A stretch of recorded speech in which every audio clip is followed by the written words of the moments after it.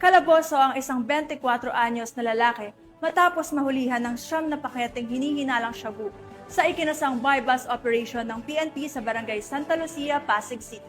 Ang balita mula kay Patrol Woman Ivy Corporal.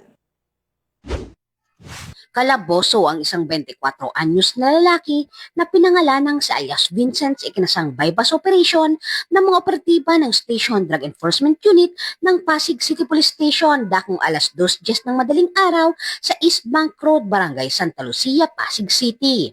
Nakuha mula sa sospek ang 9 na pakete ng hinihinalang shabu na may timbang na humigit kumulang 12 gramo.